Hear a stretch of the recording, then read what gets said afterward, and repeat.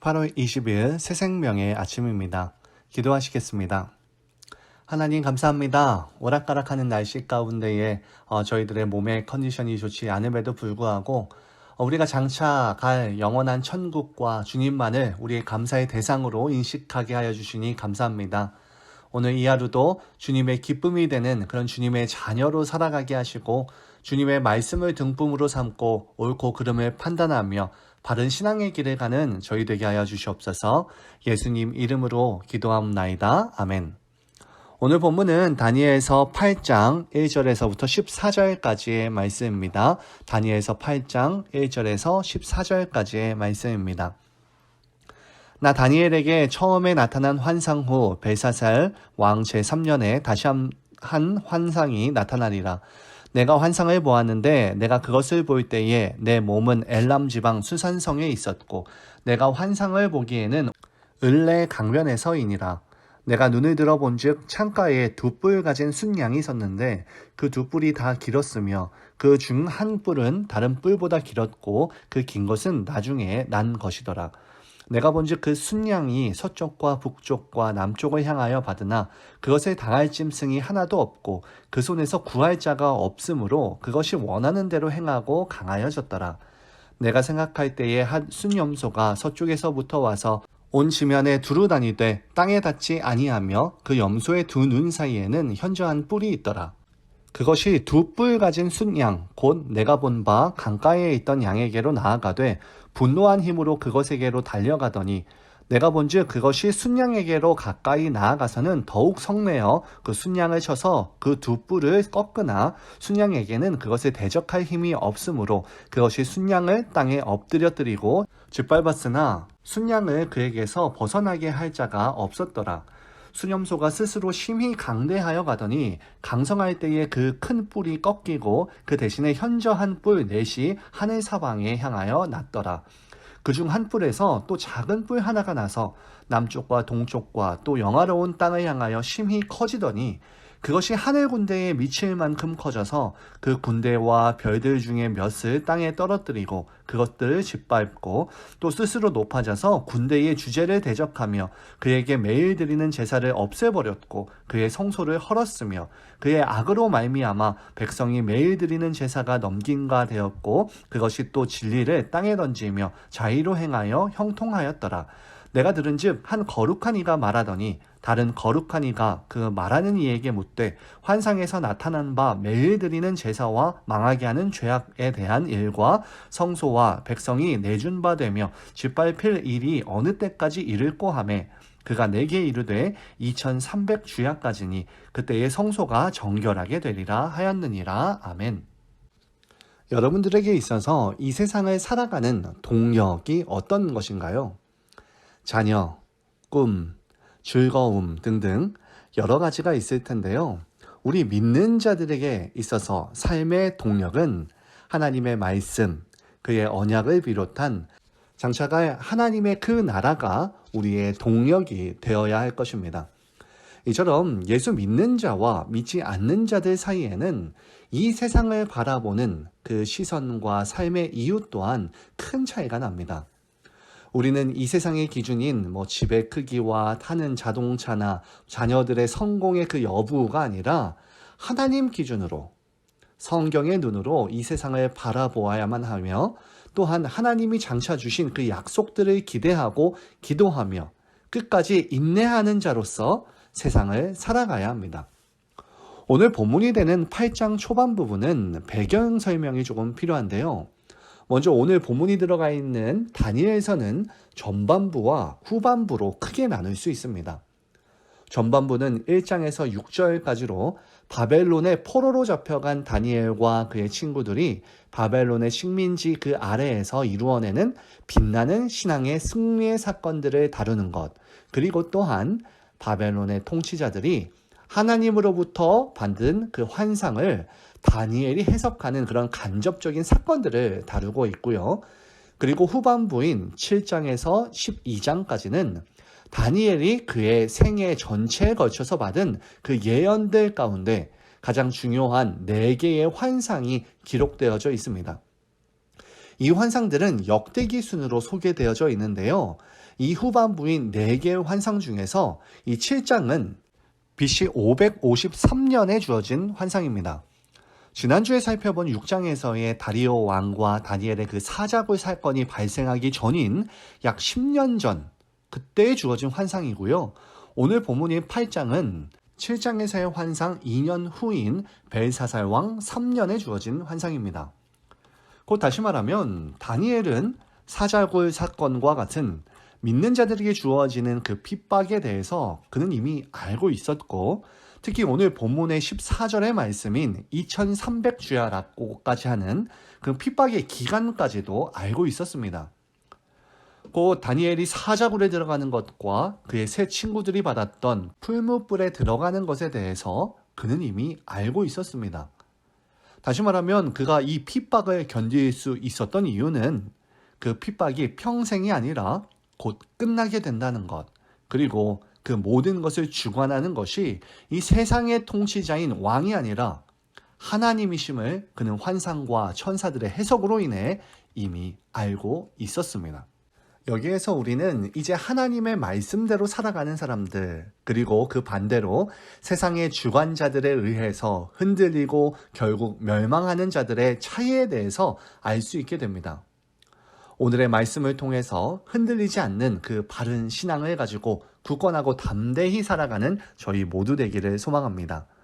오늘 7장과 8장의 그 다니엘의 환상을 보면 7장에서는 네 짐승들이 나오고요.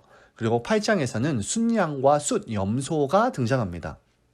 사실 8장에 등장하는 숫양과 숫염소는 7장에서 나오는 두 번째와 세 번째 짐승인 곰의 형상을 한 짐승과 표범의 형상을 한 짐승에 해당되는 부분입니다. 7장이 전체 이야기라고 한다면 8장은 그 이야기를 현미경으로 보는 조금 더 세부적인 이야기라고 볼 수 있는데요. 여기서 중요한 건 그 4개의 대제국, 그리고 오늘 숫양과 숫염소의 환상을 볼 때에 그 대제국들을 동물로 성경이 표현하고 있다는 겁니다. 각각의 그 힘의 크기와 특징에 대해서 상징으로서 동물을 사용하고 있는 것이긴 한데, 왜 성경은 하필 그들을, 그리고 그 대제국들을 왜 동물로 표현할까요? 그것은 그들의 특징이 동물과 같아졌다는 것을 비유적으로 말하기 위해서입니다. 8장에 등장하는 숫양도 그러합니다. 양은 본래 공격적인 동물이 아닙니다. 물론 양도 적에게 공격을 받으면 자기를 방어하기 위해서 뿔로 이렇게 받는 일이 있기는 하지만 먼저 다른 동물들을 공격하거나 위협하는 일은 거의 없습니다. 그런데 오늘 본문에서의 숫양은 서쪽과 북쪽과 남쪽을 향하여 먼저 들이받습니다. 이 숫양이 얼마나 사납고 강한지 그것을 당할 짐승이 없었고 그 손에서 구할 자가 없다고 사전은 그렇게 표현하고 있는데요. 그 자신의 본래적인 본성을 아예 상실해버린 겁니다. 이 숫양이 바사 왕국을 얘기하고 있는데요. 왜 그들은 인간의 본래적인 모습을 상실하고 이처럼 사나운 맹수와 같은 처지로 변하여진 것일까요? 그 이유는 바로 탐욕 때문입니다.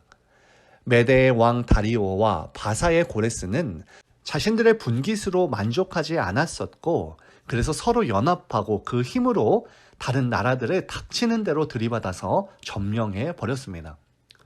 곧 이 탐욕에 사로잡혀서 선악을 구분하지 못할 뿐만 아니라 오직 자기의 이기적인 유익만을 추구하게 되다 보니 온갖 악행과 불의를 행하게 된 것이고, 또한 성경은 그들을 사나운 짐승과 같이 되어졌다라는 그런 결과로서 그렇게 표현하는 겁니다.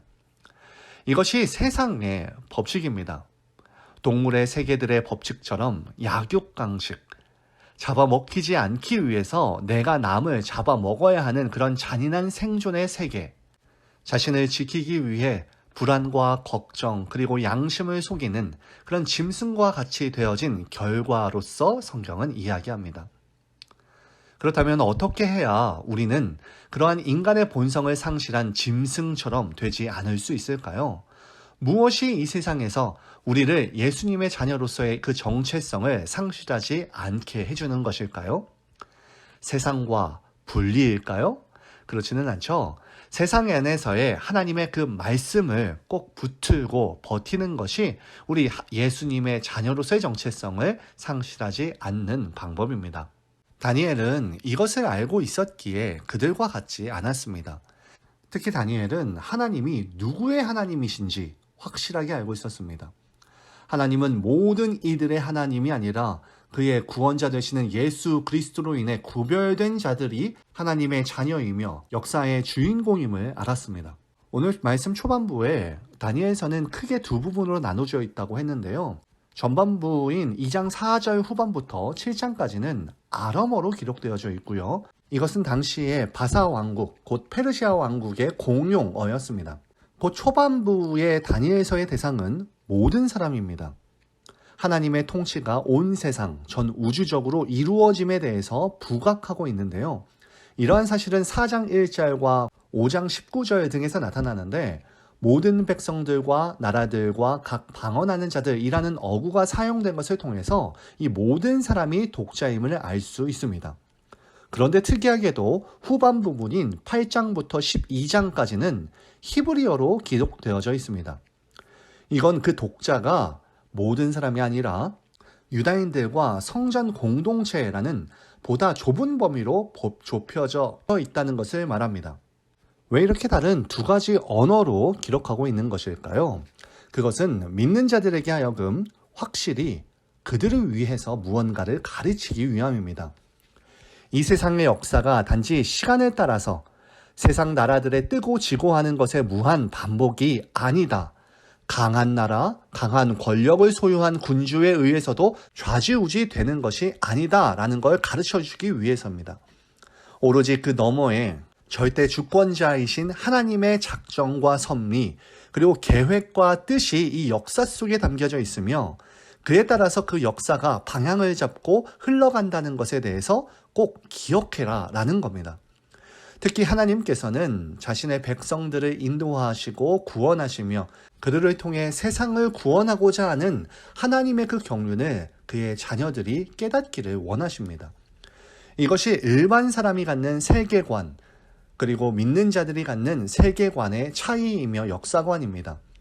다니엘을 보면 다니엘은 그가 대단히 거대한 나라를 세운 것도 아니고 자기의 임의대로 살아본 적도 없는 사람이지만 그는 지금 우리 앞에서 그 어떤 제국보다 그리고 그 어떤 제왕들보다도 위대한 자로 우뚝 서 있습니다. 그가 이렇게 위대한 자로 영광스러운 삶을 살았던 자로 기록되는 것은 그 스스로 임의대로 행치 않았고 오직 하나님께서 원하시는 대로 하나님의 뜻대로 순종하며 살았기 때문입니다. 오늘 우리가 살아야 하는 이 세상 속에서 여러 종류의 사람들이 있습니다만 그들 모두는 크게 두 가지로 분류됩니다. 한 가지는 스스로 자기 임의대로 행하며 크고자 하는 자들, 교만과 탐욕대로 행하는 자들, 그리고 그런 자들과 다른 한 부류는 하나님의 뜻대로 행하며 겸손히 하나님의 말씀대로 살아가는 자들인데요. 여러분들은 어느 쪽에 속하여져 계십니까? 어떤 삶을 살아가고 계신가요? 오늘 하나님께 속하여 하나님의 뜻과 말씀대로 살아가는 저와 여러분들을 통하여서 이 세상이 아니라 하나님이 주목하시는 귀한 자로 오늘을 살아가는 저와 여러분들 되시기를 축원합니다. 이 시간 함께 기도하면 좋겠습니다. 첫째로 탐욕을 기준으로 운전대 삼는 것이 아니라 하나님의 그 말씀과 섭리에 순종하여서 주님이 나의 운전수로서 주님만을 믿고 신뢰하고 사랑함으로 오늘 이 하루를 승리하며 살아가게 하여 주시옵소서라고 기도합시다. 둘째로 화요일은 환우들을 위해서 기도합니다. 준팍 집사님께서 지난 16일에 수술 이후에 하나님의 치유하심 가운데 있게 해달라고 이영수 사모님과 이규환 전도사님의 건강을 위해서 그리고 이외에 최인호 장로님, 김호연 성도님, 유주연 권사님, 스테파니, 그리고 윌리엄 성도님, 그리고 로버트 성도님을 위해서 기도해 주시기 바랍니다. 또한 셋째로 특별히 저희 교회에 예전에는 나오셨지만 지금은 나오지 않고 계시는 성도님들을 위해서 기도해 주시기 바랍니다. 그들의 마음의 상처가 회복되고 그의 삶 속에서 하나님의 그 공의와 인애가 살아나게 해달라고 오로지 하나님만이 이 세상과 나의 구원자 되심을 잊지 않고 예배와 기도를 통해서 믿음이 회복되게 해달라고 기도해 주시기 바랍니다. 공공의 기도 제목 이후에 개인 기도를 하시고 오늘 하루를 힘차게 살아가는 저와 여러분들 되시기를 소망합니다.